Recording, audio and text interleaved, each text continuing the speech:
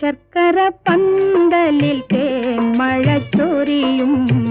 ചക്രവർത്തി കുമാര നിന്മനോരാജ്യത്തെ രാജകുമാരിയായി വന്നു നിൽക്കാനൊരു